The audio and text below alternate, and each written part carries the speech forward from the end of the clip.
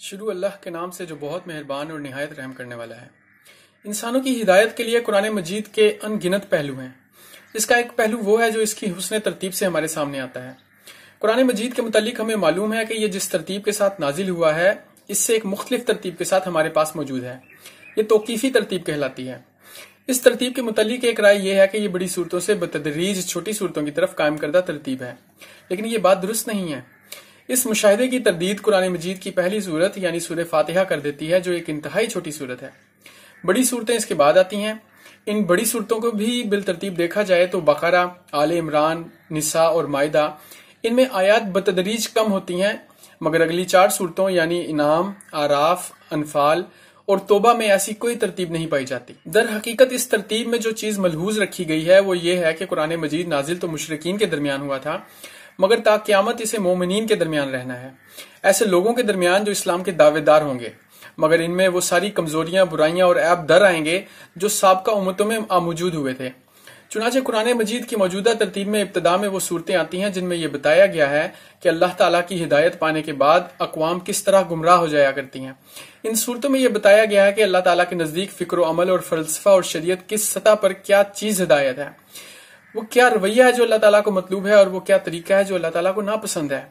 سابقہ اہل کتاب یعنی یہود و نصارہ کس طرح ہدایت پانے کے بعد گمراہ ہو گئے، ان میں کس طرح شرک و بدعت کے رویے عام ہوئے، کس طرح ایمان و اخلاق کے بجائے ظاہر پرستی عین مطلوب بن گئی، کس طرح عمل صالح کے بجائے دکھاوا اور نمود و نمائش کے رویے عام ہوئے، کس طرح حق پرستی کے بجائے قوم پرستی امتوں کے فکر و عمل کا محور بن گئی۔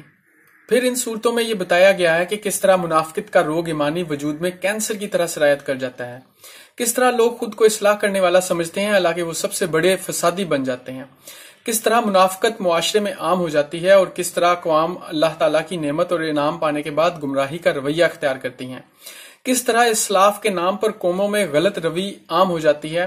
لوگ نام تو ابراہیم اور اسماعیل علیہ السلام کا لیتے ہیں، مگر خود ساختہ رسموں اور ضابطوں پر مشتمل ایک نیا دین گھڑ لیتے ہیں۔ نام موسیٰ اور عیسیٰ علیہ السلام کا لیا جاتا ہے، مگر در حقیقت قوم پرستی اور شرک و بدعت کو مذہب کے نام پر پیش کیا جاتا ہے۔ اس طرح قرآن مجید کی یہ ابتدائی صورتیں مسلمانوں کو یہ بتانے کے لیے ابتدا میں رکھی گئی ہیں کہ انہیں سابقہ امتوں کے طرز عمل سے بچنا ہوگا۔ وہ اگر نہیں بچیں گے تو ان کا انجام بھی ویسا ہی ہوگا جیسا انجام ان صورتوں میں پچھلی امتوں کے حوالے سے بیان ہوا ہے۔ وہ بظاہر اپنے آپ کو عین حق پر سمجھیں گے، مگر اللہ کے نزدیک وہ مغضوب اور گمراہ ہوں گے۔ وہ خود کو جنت کا حقدار سمجھیں گے، مگر رب کے نزدیک ان کا اصل ٹھکانہ جہنم ہوگا۔ وہ خود کو خیر الامم کہیں گے، مگر پروردگار ان پر ذلت اور رسوائی تھوپ دے گا۔ یہ اللہ تعالیٰ کا ضابطہ ہے کہ افراد کا معاملہ قیامت پر اٹھا رکھتا ہے، لیکن اقوام کو ان کے اعمال کے مطابق اسی دنیا میں بدلا دیتا ہے۔ یہی وہ بات ہے جو قرآن مجید کی ابتدائی صورتوں کا بنیادی سبق ہے، جو ہر اس مسلمان کو سیکھنا چاہیے جو سوچ سمجھ کر قرآن مجید کو پڑھنے کی کوشش کرتا ہے۔ اللہ کریم ہمیں قرآن کو سمجھ کر عمل کرنے کی توفیق عطا فرمائے، آمین یا رب العالمین۔